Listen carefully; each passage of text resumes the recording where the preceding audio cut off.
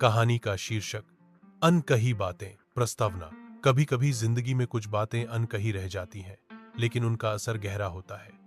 यह कहानी एक ऐसे युवक की है जो अपने पिता से कभी खुलकर बात नहीं कर सका, लेकिन जब समय ने दोनों को दूर किया तब वो बातें गूंजती रहीं दिल के किसी कोने में। भाग एक।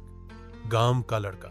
राजा बिहार के एक छोटे से गांव भटौली में रहने वाला एक सीधा सादा लड़का था। वो पढ़ाई में होशियार था, लेकिन उसका सपना कोई बड़ा अफसर बनने का नहीं था। उसका सपना था अपने पिता को खुश देखना। उसके पिता श्री सुरेश बाबू गांव के स्कूल में मास्टर थे। बहुत अनुशासन प्रिय, कम बोलने वाले और सख्त स्वभाव के। राजा को अपने पिता से डर लगता था। वो उनसे कोई बात मन से नहीं कर पाता था, नहीं कभी अपनी इच्छाएं जाहिर की। राजा चाहता था कि उसके पिता कभी उसे प्यार से पीठ थपथ पाएं, कभी कहें शाबाश बेटा, लेकिन ऐसा कभी नहीं हुआ। भाग दो। अनकही दूरी। राजा हर साल क्लास में टॉप करता था, लेकिन उसके पिता बस एक ही बात कहते, अच्छा किया, पर आगे और मेहनत करनी है। राजा की मां जब जिंदा थीं, तब वो दोनों के बीच की दूरी कम करने की कोशिश करती थी, लेकिन जब वो दुनिया छोड़ गईं, तब राजा और उसके पिता के बीच की दीवार और मोटी हो गई। राजा 12वीं पास करके शहर पढ़ने गया।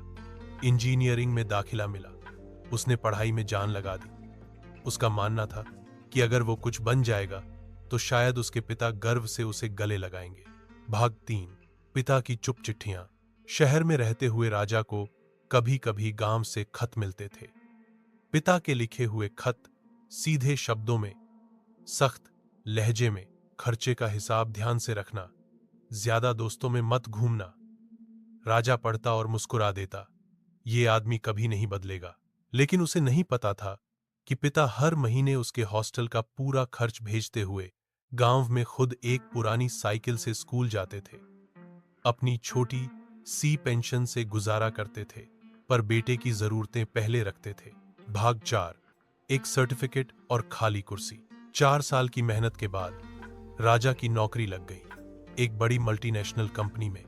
पहला सैलरी आया तो उसने तुरंत एक लेटर लिखा, पापा, इस महीने मैं पैसे भेजूंगा, अब आपकी साइकिल नहीं बाइक आएगी, और अगले महीने मैं घर आ रहा हूं, पहली बार छुट्टी लेकर। वो एक ट्रॉफी और अपॉइंटमेंट लेटर लेकर गांव पहुंचा। मन में सोच रहा था, इस बार पापा जरूर खुश होंगे, शायद एक बार गले भी लगा लें।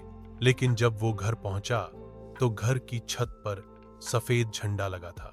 गांव वालों ने बताया, तेरे पापा 2 दिन पहले ही चल बसे।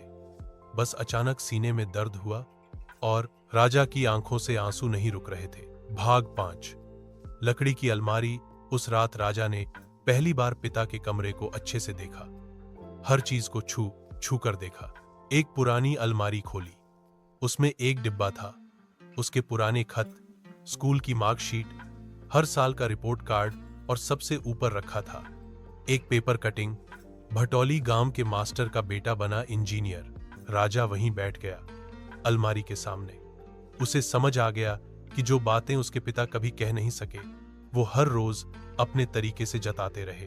भाग 6। अनकही बातें। राजा अब गांव में ही रहने लगा। उसने गांव के स्कूल को एक स्मार्ट क्लास में बदल दिया, एक लाइब्रेरी बनाई, उसके नाम पर सुरेश बाबू पुस्तकालय। हर साल गांव के बच्चों को स्कॉलरशिप दी जाती है, सुरेश बाबू पुरस्कार के नाम से। राजा अब बच्चों को पढ़ाता है। जब वो किसी छात्र को शाबाशी देता है तो उसकी आंखें नम हो जाती हैं। काश पापा ने भी मुझे एक बार इतना ही कह दिया होता। समापन। हमेशा ये जरूरी नहीं कि प्यार दिखाया जाए शब्दों में। कभी कभी वो छोटी छोटी बातें, चुप रहकर किया गया बलिदान, और लकड़ी की अलमारी में छुपी यादें बहुत कुछ कह जाती हैं। अनकही बातें कभी कभी सबसे ज्यादा जरूरी होती हैं। अगर आप इस चैनल पर नए हैं तो चैनल को सब्सक्राइब करें, लाइक करें और कमेंट करें। धन्यवाद।